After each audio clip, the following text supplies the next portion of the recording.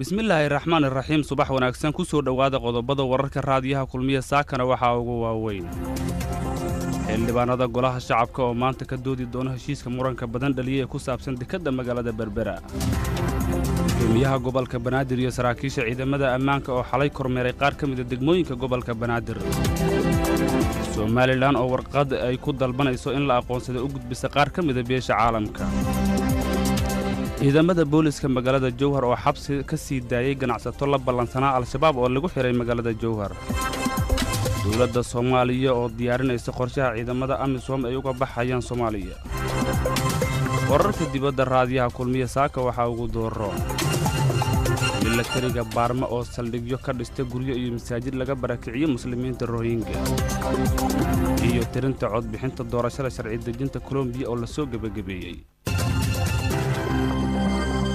Hormuud Telecom u doono adeeg isgaarsiineed oo casri ah. Hormuud Telecom u doono internet xawaarihiisu sareeyo. adna qaado Hormuud saaxiibkana u qaad. markale ismaqal wanaagsan waa 12 bisha saddexaad ee Maarso 2018 saakana waxaa noo waramaysa Maryama Cabdulla Xasan. Cabdiwahaab Xuseen Maxudiin waad mahadsan tahay subax wanaagsan dhageystayaal warkii oo dhan. xildhibaanada golaha shacabka Soomaaliya ayaa maanta waxa ay ka doodayaan heshiiska muranka badan dhaliya ee ku saabsan dekadda magaalada Berbera Cabdiwahaab Xuseen Maxudiin ayaa ka waramaya xildhibaanada golaha shacabka ee baarlamaanka Soomaaliya oo 10 bishan Maarso kala fadhigooda saddexaad uu furay madaxweyne Maxamed Cabdullaahi Farmaajo ayaa maanta yeelanaya kulankii ugu horeeyay ee kala fadhigan sida qaar ka mid ah xildhibaanada iyo guddiga warfaafinta ay u sheegeen idaacadda kulmiye ajandaha kulanka maanta ee xildhibaanada waxa uu yahay heshiiska shirkadda DP World ee ku saabsan dekadda Berbera ka oo u dhaxeeyay Itoobiya Somaliland iyo sidoo kale shirkadda DP World ee laga leeyahay wadanka isu taga Imaaraadka Carabta waxaana heshiiskani uu yahay mid xukuumadda Soomaaliya ay sharci darro ku tilmaamtay halka madaxda shirkadda DP World ay sheegeen in Somaliland ay tahay dal Soomaaliya inteeda kale ka madax bannaan hadalka oo dawladda federaalka Soomaaliya ka careysiyay isla markaana ay dacwad ka dhana Imaaraadka ay u gudbisay jaamacadda Carabta oo Soomaaliya iyo Imaaraadka ay ka wada tirsan yihiin golaha shacabka Soomaaliya ayaa la filayaa in dood badan kadib ay go'aan qaataan ka oo aan la ogeyn in uu la mid noqon doono kii xukuumadda ay ahaa in heshiisku sharci darro yahay iyo inuu ka duwanaan doono arrinta ku saabsan heshiiska dekadda Berbera ayaa ah mid muran badan dhalisay isla markaana hakad gelisay wada hadaladii Soomaaliya iyo sidoo kale Somaliland gudoomiyaha gobolka Banaadir iyo saraakiisha ciidamada amniga ayaa xalay waxa ay kormeereen qaar ka mid ah degmooyinka gobolka Banaadir Axmed Maxamed Ibraahin ayaa dhameystiraya warkaan kormeerkan xalay ay ku tageen talisiyada ciidanka booliska Soomaaliyeed nabadgudda iyo gudoonka maamulka gobolka Banaadir degmooyinka Yaaqshiid Kaaraan iyo Hilbaa kuwaasoo habeena ka mid ah ay ku dagaalamaan ciidamada dawladda Soomaaliya iyo dagaalmayaal ka tirsan al-shabaab oo weerar ku soo qaada firsimo ay ku leeyihiin degmooyinkaasi ciidamada dawladda Soomaaliya taliyaha ciidanka booliska Soomaaliyeed Sareeye Guuto Bashiir Cabdi Maxamed oo la hadlay warbaahinta ayaa sheegay in xerada maslaxa ay ku soo gabagabeeyaan kormeeradooda uu mas'uul ka yahay ogaanshaha ciidamada dawladda Soomaaliya ee difaaca ku jira gudoomiyaha waxa sharafnaa in caawin ugu heliso kormeerkan hadda meesha uu taagan waa Darmooley marka laga baxo xamar wada marka laga baxo banaankeedii madaxweyne gudoomiye waxay noo tahay dhiirigelin iyo hiddiilo kormeeradan joogtada nala sameynaysid ciidankana moraalkooda kor u qaadaysa madaxweyne gudoomiyadan kugu soo dhaweynaya gudoomiyaha gobolka Banaadir aan duq magaalada Muqdisho injineer Cabdiraxmaan Cumar Cismaan Yariis oo isna hadlay ayaa sheegay in magaalada Muqdisho ay tahay mid aad u nabdoon maadaama habeen bar ay joogaan xerada maslax ee degmada Hilwaa ee gobolka Banaadir oo ujeedaan caawa aan joognaa Darmooley oo marka la soo dhaafo maslax ujeedada kormeerkana sida taliyaha u sheegay waxay tahay inaan bulshada tusno in ciidamada ay heegan yihiin u taagan yihiin amnigooda iyo nabadooda inay celiyaan isla markaasna aan muxuu ahaa waxyaalaha propagandada ah oo runtii dadka nabadiidka ah faafinayana in bulshada loo tuso inaysan sax ahayn. bulshadan muxuu ahaa waa bulsho go'aansatay inay amnigeeda nabadeeda sugato. waxaan u mahad celinaynaa dhammaan goobihii aan soo marnay, ha noqoto suuqi bakaaraha, ha noqoto cali kamiin, ha noqoto jamhuuriya, ha noqoto muxuu ahaa suuqa xoolaha, ha noqoto saldhigga heliwaa iyo dhammaan goobihii isgoyskii muxuu ahaa warshadda baastada. dhammaan waxaan ku soo aragnay ciidan heegan ah oo diyaar u ah inay amniga sugaan. waxaan ku soo aragnay shacab diyaar u ah inay la shaqeeyaan ciidamada. arrimahaasoo dhan waa arrimo diilo iyo dhiirigelina siinaya. injineer cabdiraxmaan cumar cismaan yariiso ayaa dhanka kale waxa uu ka dalbaday shacabka soomaalida inay ku dadaalaan garabsiinta ciidamada ammaanka ee dowladda soomaaliya kuwaasoo ka howlan sugidda amniga muqdisho. shacabka mar kale waxaan ugu baaqaynaa inay la shaqeeyaan hay-adaha amniga, inay la shaqeeyaan maamulka gobolka banaadir, inay la shaqeeyaan odayaasha iyo dhaqanka iyo culimaadudiinka si amniga magaaladan u noqdo mid shacabku iska leeyahay. taas waxay noo sahlaysaa inaan horumarka aan ku tallaabsanno. midda kale, kooxahan argagixisada ujeeddadoodu waxay tahay inay cabsi geliyaan shacabka, inay handadaan, inay muxuu ahaa horumarka naga hor istaagaan. taasna midaan ka aqbalayno ma aha, midaan ka yeelayno ma aha. wakhtigooda waa dhammaaday. shacabkan waxaan leenahay geesinimadii aad horay u hayseen sii wada. ciidanka iyo maamulka gobolkan waa ku tashanaysaan. caasimaddan waxaan rabnaa inay caasimadda ugu amni badan caasimadaha adduunka noqoto. waxay ku noqon kartaan shacabka iyo ciidanka iyo maamulka iyo dowladda iskaashada. waa mahadsantiin. codkaas dhegeystayaal warkii axmed ayaa u dambeeyay markaana magaalada jowhar ee maamulka hirshabeelle. xilli shalay magaalada jowhar ee xarunta maamulka hirshabeelle ahna magaala madaxda gobolka shabeellada dhexe lagu xiray ganacsato la tilmaamay inay u socdeen kulan ay dagaalamayaasha al-shabaab kula ballansanaayeen deegaanka gamboole ee gobolka shabeellaha dhexe ayaa lagu soo waramayaa in xabsigii laga sii daayay. ganacsatada shalay lagu xiray saldhigga ku yaal magaalada jowhar ayaa lagu sheegay inay ahaayeen kuwo baqaaro ku leh magaalada jowhar, lana soo xiriireen saraakiil al-shabaab ah oo uga yeeray deegaanka gamboole ee gobolka shabeellaha dhexe.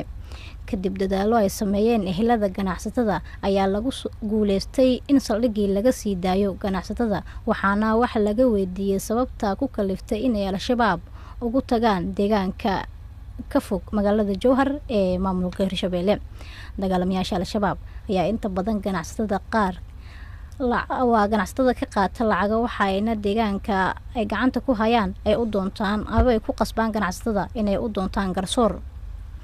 markana hargeysa, somalilan ayaa warqad waxay u gudbisay beesha caalamka taasoo kaga dalbanayso in la siiyo aqoonsi. Ilyas Cabdi Cali, wariyaha Radio Kulmiye Hargeysa uga soo warama, ayaa arrintan inooga waramay goordhow. madaxweynaha somalilan mudane muuse biixi cabdi ayaa wakaalada wararka somalilan ee soola waxa ay qoraysaa in madaxweynuhu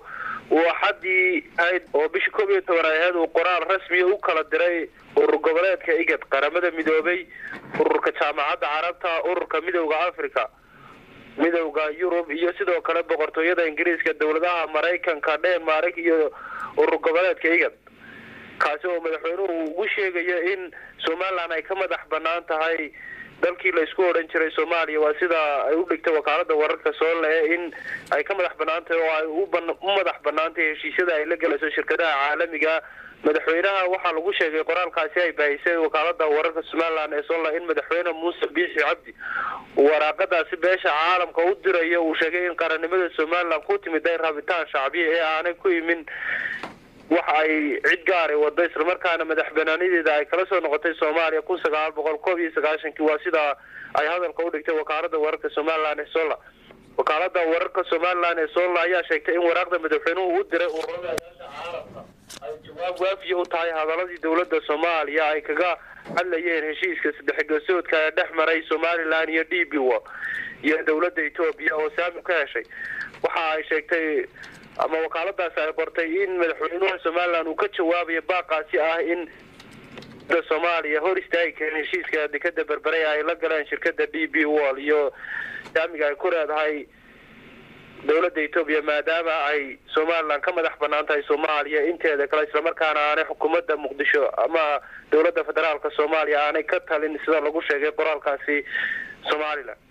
marka qoraalku waxa uu xambaarsanaa inaanay Somaliland hoos tagin Soomaaliya isla markaana beeshaasi caalamka ay Soomaaliya u qortay in la joojiyo heshiiska dekada magaalada Berbera aanay ka yeeri doonin Somaliland haddii ay arrimahaasi soo fargasho beesha caalamka ay Somaliland u madax banaantahay hawlaheeda. dowladda Soomaaliya waxa ay sheegtay inay diyaarinayso qorshe ciidamada AMISOM ay uga baxayaan Soomaaliya. Farxaan Maxamed Xuseen ayaa dhameystiraya qodobkan. maxamed mursul sheekh wasiirka gaashaandhigga Soomaaliya oo la hadlay warbaahinta ayaa sheegay in qorshahan ay soo diyaarisay dowladda Soomaaliya la isla ogolaaday isla markaana beesha caalamka ay u arkeen qorshahan mid ku yimid rabitaanka dowladda Soomaaliya oo ay mudan tahay in la isla qaato sida uu hadalka u dhigay wasiirka. sidoo kale wasiirka gaashaandhigga ayaa sheegay in qorshahan ay leedahay dowladda Soomaaliya ay ku doonayaan in AMISOM lagala wareego amniga oo ay si buuxda ciidamada qalabka sida ay mas'uuliyadda amniga u maamulaan. horta qorshe kastoo la sameeyo waa la sii horumariyaa laakiin waa qorshe rasmi ah dawladda Soomaaliya iska leedahay aan rabno inaan kala wareegno AMISOM xilka oo dhinaca amniga aan la wareegno ka dawlad ahaan annaga inaan isku filnaano oo security ama amniga aan la wareegno marka waa qorshe muhiim ah oo loogu talagalay qaranka in lagu badbaadiyo xilliga la qorsheeyay hadda waxa laga hadlayaa on transitionkii bixitaan laga hadlayo waxa laga hadlayaa kaliya qorshihii ay ku bixi lahaayeen ayaa la diyaarinayaa marka qorshahan ayaa wuxuu dhihi doonaa xilligaas ay baxayaan meel hebla ay ka baxayaan hadda waa istiraatiijiyadii kaliya ayaa la diyaarinayaa marka istiraatiijiyada ayaa exitka uu ka soo bixi doonaa. qorshahan ay wado dowladda federaalka Soomaaliya oo ahmiyadiisu waxay tahay sidii guud ahaanba dalka ay ugu wareegi lahaayeen ciidamada xoogga dalka Soomaaliya balse ma jirto muddo cayiman oo lagu heshiiyay oo AMISOM gabi ahaanba dalka iskaga baxayso waxayna wax kasta ku xirnaan doonaan horumarka ay sameeyaan ciidamada dowladda Soomaaliya. farxaan aad baad u mahadsan tahay dhageystayaal warka subax ee kulmiye ayaad la socotaan akhbaraadkii dibadda ayaa inoo harsan.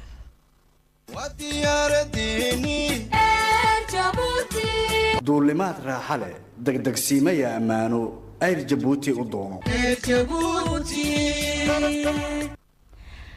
militariga waddanka Baarma ayaa saldhigyo ka dhistay guryo iyo masjidyo laga barakiciyay muslimiinta Rohingya. hay'adda xuquuqda aadanaha ee Amnesty International warbixinaya saako isniina soo saartay waxa ay ku soo bandhigtay cadeymo ay ka qaaday dayax gacmeedyo